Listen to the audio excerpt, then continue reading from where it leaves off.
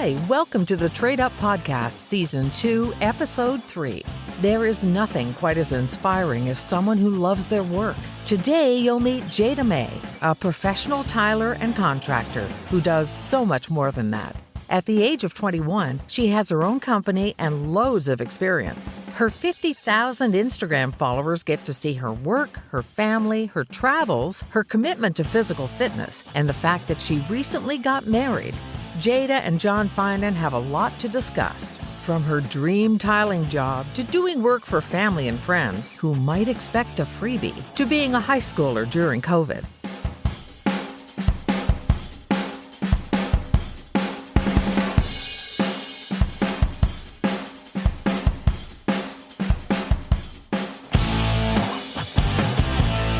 Well, I assume you're coming in after a work day. I am, yes. I had to rush home from work and get all the grout off my hands, get ready for this. So, What was today like in the world of a tiler? Today was grouting the shower floor, bathroom floor, and then getting some of the vanities and cabinets in. So just tying up the end of a bathroom reno right now. And you were working at homeowner's property, I'm guessing. Yes, so actually working in a big condo building right now. So there's lots of fun things that happen in a condo, trying to book the elevator slots and make sure everyone's happy with the amount of noise I'm making.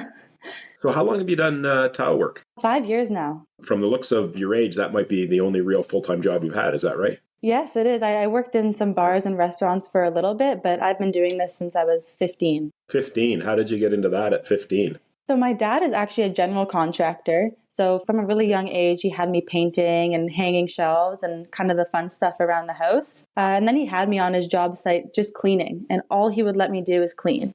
So I got my first summer job at 15 with a pool tiling company. And I started tiling pools. Awesome. And this was somebody your dad knew through the industry? Yes, it was his tiler who took me under his wing. Well, it's funny you said something interesting. You said, my dad only let me do the fun stuff, the painting. So he tricked you into working probably for no money when you were like 10, I imagine. Basically. Okay, that's good. I did the same thing with my kids, so that was good. And so you've done tiling, but part of tiling is really bathroom renovation. So gutting bathrooms and straightening walls, I'm guessing. So maybe share a little bit about what that looks like. Yeah, so bathroom renos is my favorite thing to do for sure. But with that, I've worked for multiple different contractors who have taught me a little bit about all the trades. There's definitely some plumbing that I have to do, even just working with the plumbers, general like preparation, demo, drywall, painting. Pretty much nowadays, when you're a contractor, even if you're a tile contractor, you end up doing a little bit of everything. So I've been really fortunate to work with a lot of different people to teach me different skills from every trade. That's handy. And I'm guessing a little bit of that demolition work is kind of the dirty, nasty stuff. Is that right? Yeah, it's the fun part too. Oh, the fun part. Get the sledgehammer out and go. Yeah. Is it like it is on TV where you have a lot of fun just wrecking stuff? It is, but I feel like people on TV do it a little different than we do. They just start hammering walls when in real life you got to know what's behind those walls first. You can't just do it. Plus, you got to clean up the mess, so you don't want to make things too big or too small. So a pool company, that seems to me like summer work. Were they doing indoor pools as well? Yeah, it was summer work for sure. It was really hot. We were doing some of the buildings in downtown Toronto. So we're right on the roof in the open sun. It really makes you sweat, makes you work hard. Yeah, in a pool that absolutely has no water in it. So yeah, exactly. it's not like you're cooling off. And you're in kind of a circle, so all the sun is getting reflected right back up on you. Yeah, it was a lot of hard work, but it was really nice to do some of the commercial jobs starting off in construction because it's a whole different ball game than residential. So it gives you a different taste of all the different kinds of trades work there is. So when you're working full time doing that in the tiling and you're in the pool on the top of a high rise in Toronto, the sun's beating down on you. How old were you at this point? I was 15. You're 15 at that point, and that's full time. So this must just be your summertime job. Yes. And are you thinking to yourself, I want to get through high school so I can continue to do this full time? Or are you thinking I want to get to university and college? Yeah, when I first started, I really didn't think it was something that I would do long term. But then as soon as you're working hands-on and at the end of the day, you really feel accomplished, that's when I thought that I could do this like for the rest of my life. Yeah, tiling is hard work. I would imagine the pool is no different because you're not just doing the sides of the walls. You're actually still down on your hands and knees and cutting tile, fitting it in. And carrying all the buckets up the floors in the condo. Like it's like a workout, really. You develop the good work habits so you understand that, hey, I got to take care of my body because if I'm going to keep doing this for a while, I've got to be in good shape. So you did that in the summertime. You go back, you finish high school. What was after that? Yeah, the interesting thing is my last years of high school were COVID. I'm only 21 right now, so I was part of the grade 11, grade 12 COVID, and I couldn't do the online school, just not for me. I could not sit at my desk Right. and do any of that. So I just worked full time through all of it, and at night I would do my schoolwork in high school. So grade 11 and 12, I was Perfect. full time tiling all through then. So you were making full-time money and going to high school at the time. So COVID was probably the best thing that ever happened to you. It really was, yeah. Yeah. And I'm guessing your dad was probably working full steam at this point as well. Yeah, so for those years when I was working for this tiler and other contractor, eventually my dad said, why don't you just come back and work for me? And that's kind of what we started doing when I graduated. Do you have siblings, brothers and sisters? I do, yeah, I have a younger brother. And was there any family pressure for you not to go into the trades, at least right away, to go get a post-secondary education and then try that route? Yeah, fortunately, my parents are really open. They know that it's something I'm good at and something like a family business. It's kind of every dad's dream to have the family carry on the business. But my grandparents and aunts and uncles, they were really adamant on me going to university. I always had good grades. I enjoyed school in person. So it was kind of a shock to everyone when I decided to not pursue university or college at all afterwards. But there's nothing they could really say. I've been doing it, making good money. I'm happy.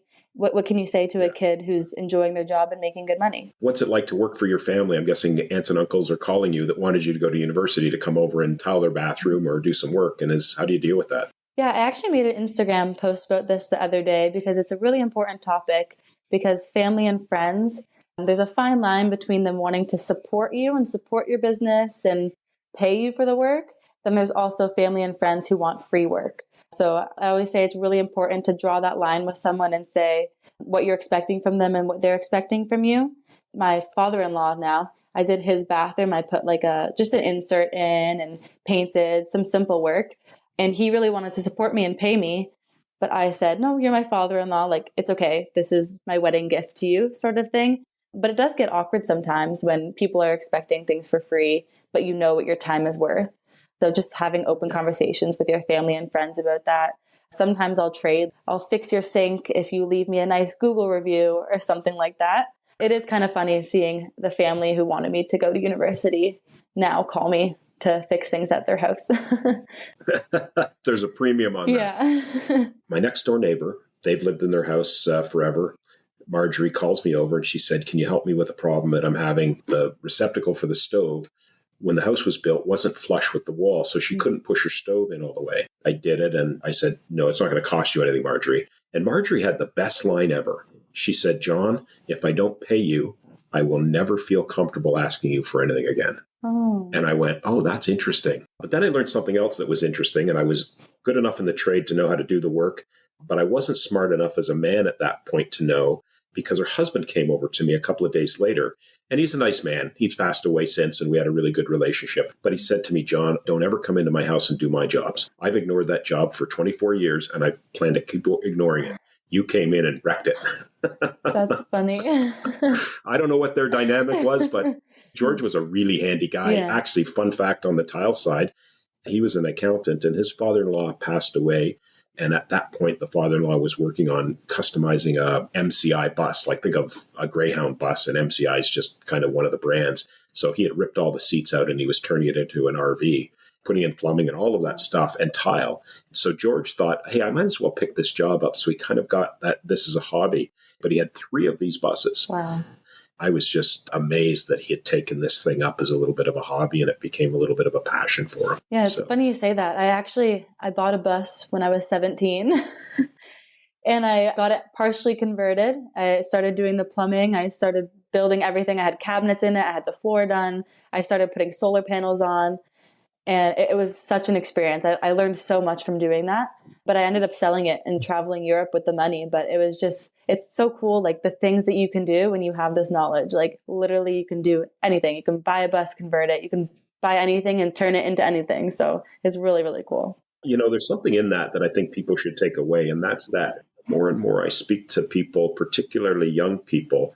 One of the reasons I think the trades appeals to them is because there's no limit on what they can do. And you're only limited by your ability to work hard. I actually like to tell people that story because it's kind of something that I did that could be looked at as a failure. But to me, it's not a failure because when you're putting your heart into something and it doesn't turn out, you learn so many lessons. And I think especially in the trade, you can put all your hard work into something and it might not turn out. It might look bad, it might fall apart, but you're going to learn next time how to build it properly, how to make it look pretty. So You came to that perspective yourself? yeah. Your cohort of friends, you're not in high school with them because you're off. So there was probably, is it fair to say, less pressure on you to follow the herd and go off to college or university? Yeah, there definitely was a little bit less pressure. And my friend group also grew in towards more of a blue collar group. Like at the age of 17, 18, I was friends with like 30-year-old men. And it was just normal because it's who I worked with and just different kind of friends and different kind of life. And it was okay. I'm an electrician, been in the trades for many years and had many apprentices and journeymen above me and apprentices below me. And it seems to me that when somebody starts out at the young age that you did, they're likely more coachable at 15 to 20 than they are at 25 to 30. So my guess is that you had a number of mentors that took you under their wing and said, okay, Jada, if you want to be successful in the trades, here's some of the things and the behaviors that you need to follow every day to be successful. Is that the case? Yes, for sure. I've definitely had some contractors say to me that I would be really nervous coming in saying, I don't know anything, like, I don't even know how to use this tool. And it would make me feel really like self-conscious for being there. And they would say, no, it's great that you're green. That's the term they use. It's great that you're green, great that you're new, because I can teach you how to do these jobs, how I would do them. So I would be doing it exactly how these specific contractors wanted a job done. And that would make them really happy because it's the end product that they wanted. That's right. Do what you're told. And as soon as the task is done, ask for what's next, unless you know exactly what to do. So you were on some big high-rise projects in Toronto. Those are dangerous sites. So you've had to have gone through all kinds of safety training. You can't just walk onto those job sites and start cutting tile. No, you can't. You got to do the PPE and the hazmat and the working at heights. We did all that training to begin with. And when people ask me a lot of the times if I think it was dangerous, like using those tools so young, especially without any knowledge, I usually just tell people like the main thing to stay safe is to ask questions. Because if everyone knows that you're new and you're open about being new, just make sure to ask if you're unsure of something. Because what's really unsafe is if you're doing something without any guidance or without any knowledge. So just don't be afraid to ask and ask for directions and advice. So have you worked with other people your age on your job sites? The youngest person I've worked with, she's 3 years older than me. That's the youngest person I've worked with. Yeah, and that's still pretty young. Yeah, when I got into the trade, I was in my mid-20s and I felt like I was going to be an old man. But when I got to trade school, I realized actually most of the guys and women were roughly the same age as me. We're probably at the little younger age, actually. A lot of them, we spent 5 years doing something that was completely useless before we decided to get into the trade, whereas you beelined right to it. You might not even know what a wise decision you made at this point because the decision was kind of like already set for you. You didn't consider other options. So that's amazing. What kinds of projects have you been working on recently besides the bathroom? It's been a lot of bathrooms. I think I've done like 6 or 7 bathrooms back to back, but I've had a couple flooring jobs. I like to do just like the LVP flooring and stuff like that, baseboard, trim, doors. I kind of do a little bit of everything since my dad's taught me a lot, which is nice. It's nice to have a lot of knowledge because get more jobs, make more money, do bigger projects all at once.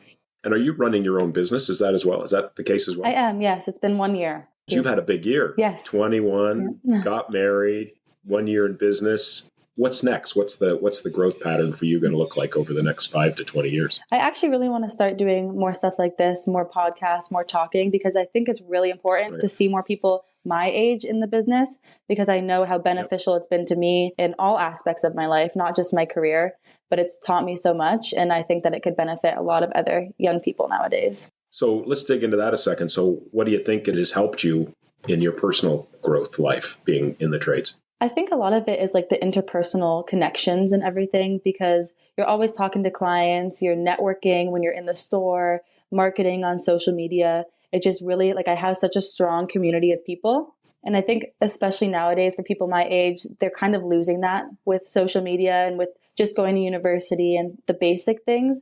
So I think the network is really, really beneficial. I can see the path where my life is going. You know, I have my job, which means I can have my marriage and I can have my house. The path is really straightforward and with a bright future. And I want a lot of people to have that. I want them to go straight into a career they love instead of doing what you were talking about, which is going to university and doing a job they don't love and then choosing the trades as like a second option. It would be nice if more people could just take a direct path. You don't become an electrician, a plumber, a tiler, and just do that for 40 years. It's just typically that's not what happens. Somebody like yourself will have a crew of people. At some point you may be spending most of your time quoting and project managing and, working with suppliers on how to make sure that the import tile tax isn't too much for you and dealing with customer complaints and all these kinds of things. And maybe one day you'll have your own kids working with you as well. Yeah. Share with me a little, if like at 21, none of your friends have probably graduated from university yet, but give us an example of somebody that was in maybe grade 11 or 12 with you that took a different path and sort of where they are and maybe the disadvantages or advantages that you may have based on your decision. Yeah, I have quite a few opportunities where I run into people that I knew from high school. And every time I run into them, they're just kind of amazed at what I've achieved. And in my head, like, I don't really feel like amazed by myself because I'm just working, just living my life, doing normal things. But then I hear what they're doing and they're living on a university campus, maybe working at like a Tim Hortons or a Wendy's on the weekend and kind of just coasting. And they don't have that end goal. Like they know they're getting a degree, but they don't know what they're doing after that. And I feel like with my career, I've had so many opportunities to, like working for myself, even this past year, I can take time off and travel. I can go on a vacation for 2 weeks if I want to.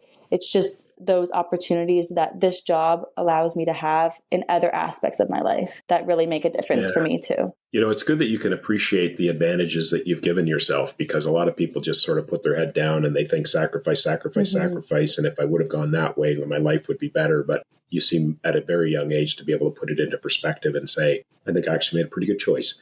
It's unusual for somebody to start working that hard at 15 and continue on. My son, he worked with us one summer at the age of 15 and said, Dad, it's not for me. 2 careers later, he's now a plumbing apprentice. So, it's right. It comes around. And I'm not saying that that's where he should have gone in the first place. He certainly learned a lot doing the things that he did, but turns out that the grass wasn't greener on the other side of the fence. Yeah, everything's hard work, no matter what job you choose, whether it's physical labor or in an office, everything's going to be a little bit hard. It's just once you master that skill young, it gets easier. Yeah. I just want to dig a little bit into what your father's trajectory in the trades was like, because he's somebody that would presumably be maybe not as old as I am, but he's been through a lot of time in the trades. So what was his path like to where he is today? Yeah, funny, actually. He started painting with his dad from a very young age, but he didn't go right into it. After that, he went to university for some early computer degree, and then he switched to some business degree, and he ended up working for the Bank of Montreal in Montreal. And after a couple of years of doing that, he went back to the painting. Interesting. I think we've interviewed a couple of painters that went through something much similar to that. And the painters seem to really enjoy the work. Oh, yeah. So painting's one of those jobs that you can really get into and enjoy every day. And is he still on the brush? He is. And I'm sure he's not an old man by any stretch, but can do that for a lot of years. Yeah, for sure. And I always tell people, because I get a lot of questions, like, what's it like working with your dad? It must be super easy. And I think that the good thing about working with family is it's also a little bit of a challenge, because he knows what I'm capable of and I know what he's capable of. And I know like what we can achieve together, sort of thing. So it's really, really special to be able to work with your family member and build something together. I really enjoy it. Yeah, that's a good perspective to have. Is your younger brother going to get into the trades, do you think? I don't know about him. He really wants to be a vet. We run an animal rescue as well. So he's really into the animals. There's a couple of trades that I'm always a little bit envious of, because being an electrician, we use our electrical systems like every minute of almost every day. Our electricity runs our lives. And yet you don't really ever see it. It's all behind the walls, but it's the tilers, the painters, the carpet guy comes in and throws carpet down, or maybe the cabinet person puts the cabinets up, and then it looks like a real thing. And I don't think anything tops what tiling is, because it's that splash. It is, yeah. There's no better feeling than finishing a job and seeing how happy the client is with your tiling. And even if that tiling just took me 2 days and everything else took 2 weeks, they're just so happy with that tiling. I always say my job is kind of like being an artist. When I was really little, like 5 or 6 years old, I always wanted to be an artist. And it's kind of come full circle, because tile work and a lot of trades work, it really is an art form. Yeah, you're right. So what would one of the really, really big tile jobs that you could turn into an artistic endeavor be for you in the tile world? One of my dreams is to do a big floor in a mall or something, just with all the patterns and a nice outline or border. Something like that is my dream. One day I would love to get into some sort of commercial work like that. but definitely down the road. I was just thinking foyer of a massive house was where you're cutting tile and putting things together, and it's just the showpiece because that's what it is. I don't even know if malls are a thing anymore, so you might never get that. That's true. Terrazzo floor is what they'll put down. You're probably right. Yeah, but a family would get great appreciation. I think somebody walks into the mall to buy something, they're probably more worried about what they're going to get instead of looking at your nice tile job. I'm sure you do the same thing, but wherever I go, I notice the tile work everywhere. Every bathroom I go in. I remember the first time we went to the Sky Dome was the first name that it had in Toronto. We're watching a Blue Jays game. Well, everybody was watching a Blue Jays game, but I'm like looking up at the conduit. I was just amazed at how much there was and how nice the bends were and how concentric everything was. Yeah.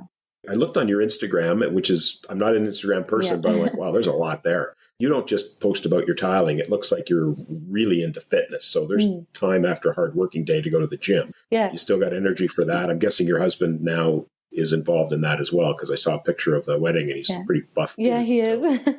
Yeah. Yeah, it's really important, especially with the physical jobs. A lot of people say, oh, you have energy after work to go to the gym. And no, I don't really have the energy, but I know that if after a physical day I come home and lay down on the couch, that's not good for your body. So I tell everyone, even though you're tired from your physical day, you still have to do something at the gym because it's a very different kind of fitness. And I think we become very comfortable in our fit bodies, our fit tradesperson bodies, but it's not really fitness. It's actually harder on your body than going on a walk or lifting some weights is. Oh, for sure. Yeah. It's really important to keep that muscle and keep the cardio in the actual gym or even playing sports or something outside of work. I'll share one last thing before we finish. So I swim. And my group of swimming friends who we've all known each other since we were in our early 30s and we swam as teenagers and little kids. So we go Mondays and Fridays at 6 a.m. and we swim 3 kilometers. And the lane beside us has a guy. He's not exactly a polite swimmer. And one day, father and his 14-year-old daughter were in the lane. The guy that was, not swimming properly was kind of rough, taking flip turns in the wrong part of the pool, this sort of thing. So the two guys were starting to get into it a little bit, and the lifeguard had to come over. And the lifeguard was, unfortunately, like a 17-year-old, right? He knows how to save people, but he doesn't know how to deal with conflict between two 50-year-old guys that are just about to start fighting. But I went over to tell the young guy, I said, look, I think you dealt with that wonderfully. It's a great job you have that you're in a position where you can do these sorts of things. And he said, yeah. I said, I don't think I dealt with it properly at all. I should have done this, should have done that. And I said, no, the thing you did is you actually acted. That was the thing, because you're 17. When you're 40, you'll be acting on everything. You won't even be thinking about it. And I think I would say the same to you about the fact that you bought a motorhome, just finding a van, trying to figure it out, getting in there, getting a wrench, starting to tear stuff out. Where do you source stuff for this? I mean, all of the thoughts you went through, I would say that's probably going to be one of the things you think about as you get older in terms of a turning point that was a building block for whatever your career turns into. So good for you, Jada. Should be proud. Thank you.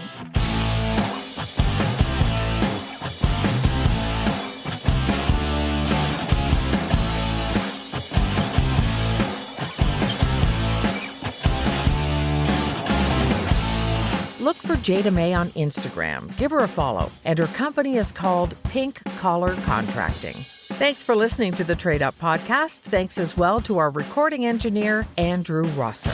If you have any feedback for us, email John at tradeupbook.ca. Tradeupbook.ca is also where you can check out our book. I'm Lisa Brandt. Catch you next time.